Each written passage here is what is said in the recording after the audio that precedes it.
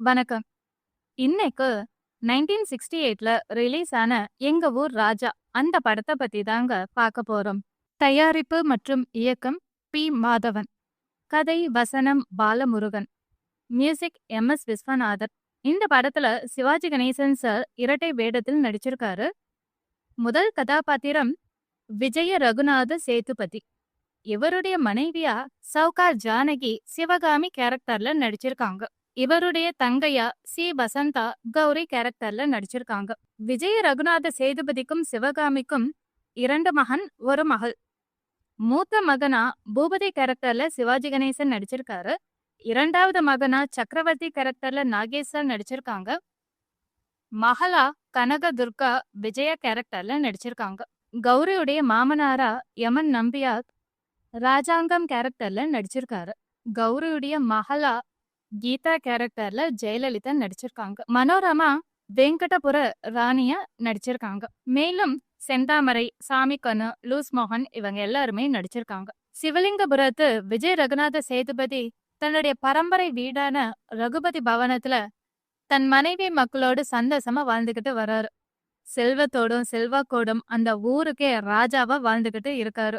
வருட பிறப்பனைக்கு இவங்க குடும்பம் பண்ணின தானத்தாலையும் தர்மத்தாலையும் உயர்ந்த ஒரு பெரிய மனிதர் சேதுபதியை சந்திக்க வராரு.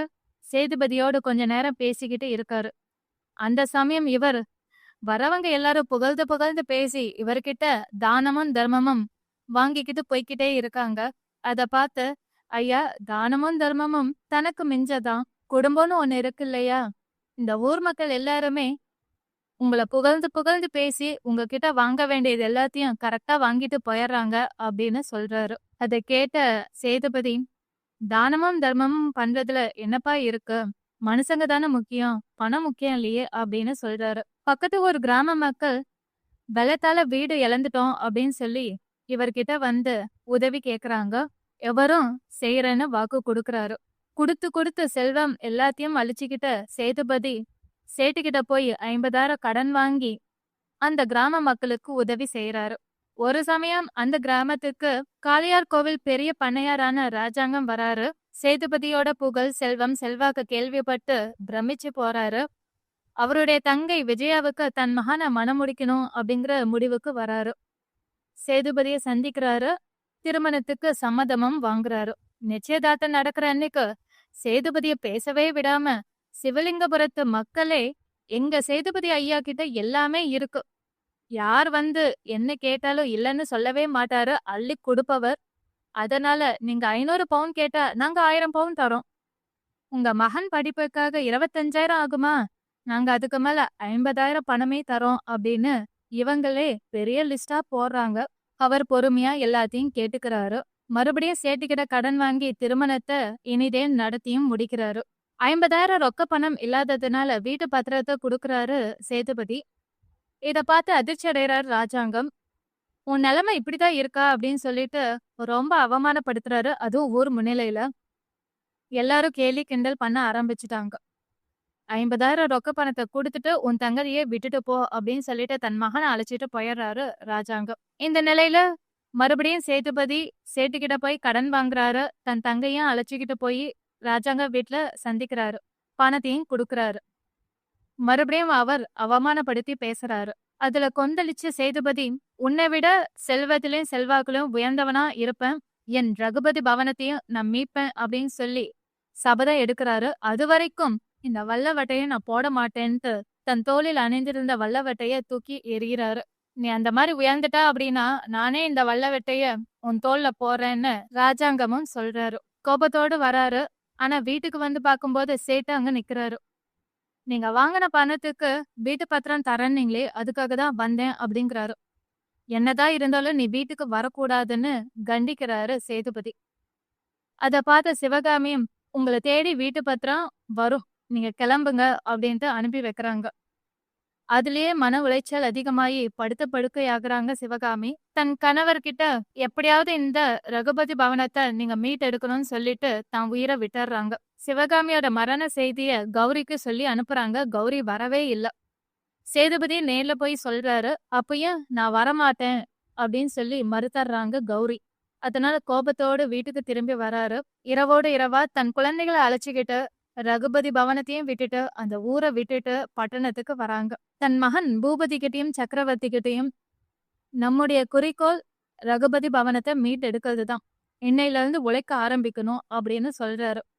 அது மட்டும் இல்லாம, உன் அம்மாவோட மரண செய்தி கேட்டும், உன் அத்தை வரவே இல்ல. வரமாட்டேன்னு மறுத்துட்டா.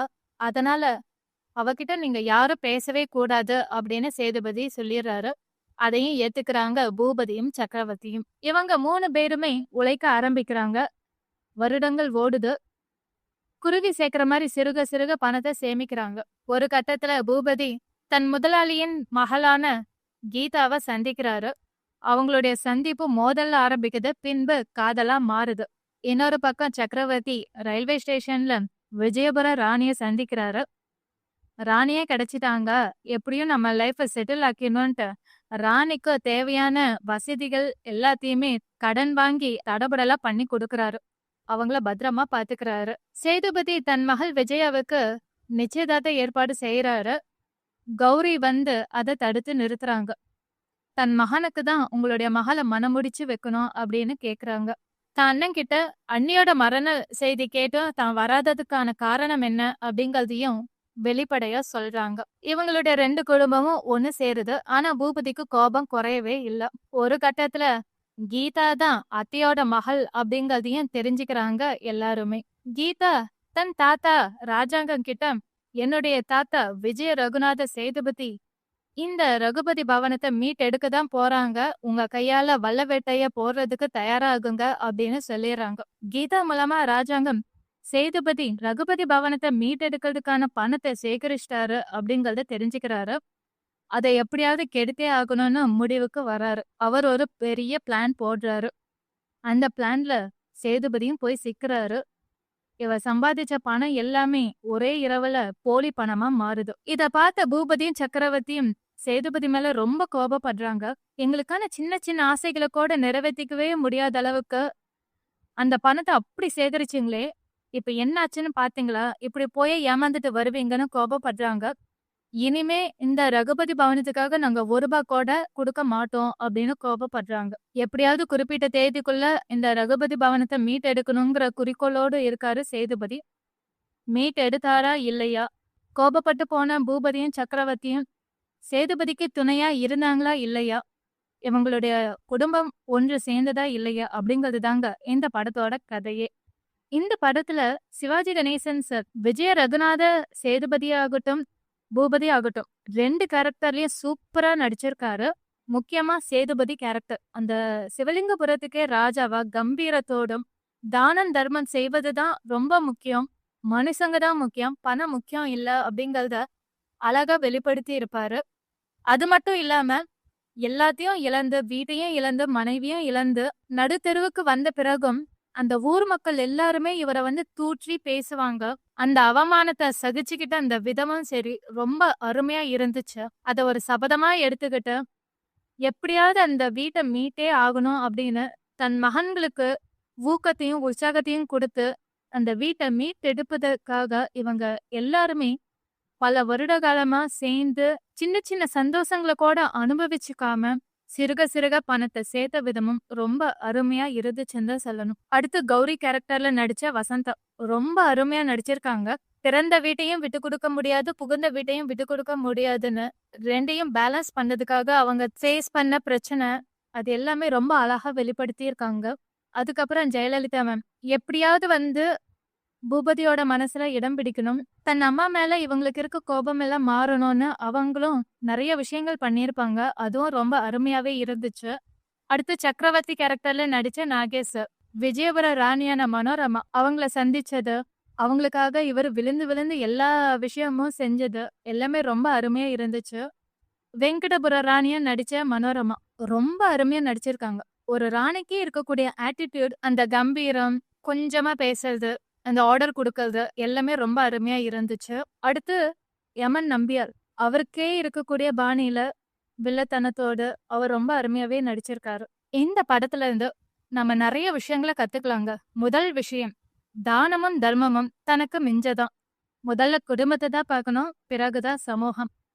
இரண்டாவது, நம்மள சுற்றி இருக்கிறவங்க புகழ்றாங்க அப்படிங்கிறதுக்காக நம்மளுடைய ஸ்டேட்டஸ ஒரே நிலைமையில வச்சிருக்கணும். அதுலேருந்து கொஞ்சம் கூட இறங்கவே கூடாது அப்படின்ட்டு கடன வாங்குறது ரொம்ப தப்பு.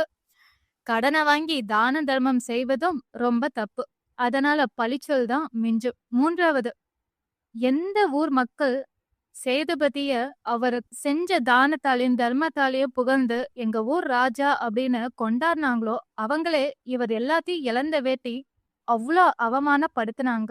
அதனால எந்த ஒரு சூழ்நிலையும் ஃபேஸ் பண்ண நாம தயாரா இருக்கணும். பாத்திரமறிந்து பிச்சையிடவும் நாம கத்துக்கணும். தன்னுடைய குறிக்கோள அடைஞ்சே ஆகணும் அப்படிங்கிறதுக்காக சின்ன சின்ன ஆசைகள கூட நிறைவேத்திக்காம குறிக்கோள நோக்கி ஓடிட்டே இருந்துட்டு, குறிக்கோள அடைஞ்ச பிறகு இந்த விஷயத்தை எல்லாம் நம்ம அனுபவிக்கவே இல்லையே அப்படிங்கிற ஒரு வருத்தம் நம்ம மனசுல இருக்கவே கூடாது. அதனால அனுபவிக்க வேண்டிய வயசுல என்ன அனுபவிக்கணுமோ அத அனுபவிங்க. அதுவும் ரொம்ப இம்பார்ட்டன்ட். ஏன்னா அத அழகா பூபதி சொல்லியிருப்பாரு. எனக்கு ஆஃபீஸ்ல ப்ரமோஷன் கிடைச்சிடுச்சு அப்படின்னு ஒரு ட்ரெஸ் வாங்குனேன். அதுக்காக என்ன அப்படி திட்டினீங்களேப்பா! இப்ப பாருங்க, நீங்க யார்கிட்டயோ போய் பணத்த குடுத்து ஏமாந்துட்டு வந்துட்டீங்க அப்படின்னு சொல்லியிருப்பாரு. எங்களுக்கான சின்ன சின்ன ஆசைகள கூட நீங்க நிறைவேத்திக்கவே விடல அப்படின்னு வருத்தப்பட்டு அத வெளிப்படுத்தி இருப்பாரு. அடுத்து, அண்ணன் தங்கையுடைய பாசம். அண்ணன் தங்கைக்கு செய்வது கடமை. ஆனா தங்கை அண்ணனுக்கு செய்வது கடன் அப்படின்னு சேதுபதி சொல்வாரு. அது என்னப்பா நியாயம்? 2 பேரும் ஒரே ரத்தம். அண்ணன் தங்கைக்கு செஞ்சாலும் சரி, தங்கை அண்ணனுக்கு செஞ்சாலும் சரி, அது கடமை தான் அப்படின்னு ஒரு அழகான மெசேஜ வெளிப்படுத்தி இருப்பாங்க. அடுத்து சக்கரவர்த்தி. சக்கரவர்த்தி இவங்க விஜயபுர ராணி அப்படின்னு நினைச்சுக்கிட்டு, அவங்களுக்கான எல்லா தேவைகளையும் இவர் பார்த்து பார்த்து பூர்த்தி பண்ணாரு. ஆனா அவங்க ஒரு கட்டத்துல ராணி இல்லன்னு தெரிஞ்சதுக்கு அப்புறம் அவங்கள உதாசீனப்படுத்தவும் ஆரம்பிச்சாரு. இதுதாங்க. அதாவது நம்ம ஒருத்தர பத்தி முன்ன பின்ன தெரிஞ்சுக்காம, அவங்களுடைய வெளி தோற்றத்த வச்சு, இல்ல பெயர வச்சு அவங்கள கொண்டாடுறோம். அதுக்கப்புறம் அவங்களுடைய உண்மையான தன்மை தெரிஞ்சதுக்கு அப்புறம் அவங்கள உடனே தூக்கி போட்டுர்றோம். இத செய்யாம இருக்கிறது நல்லது.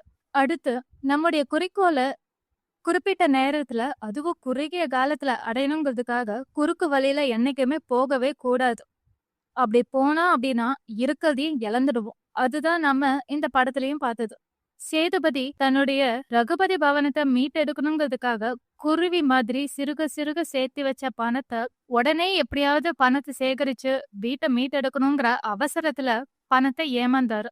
குறுகிய காலத்துல அடையணுங்கிறதுக்காக குறுக்கு வழியில என்னைக்குமே போகவே கூடாது. அப்படி போனோம் அப்படின்னா நம்ம கிட்ட இருக்கிறதும் இழந்துருவோம் அப்படிங்கறத இவ்வளவு அழகான மெசேஜஸ இந்த படம் நமக்கு சொல்லியிருக்குங்க. நாமளும் இத வாழ்க்கையில கடைபிடிப்போம். நீங்களும் இந்த படத்த பாருங்க, ரசிங்க. தேங்க்யூ.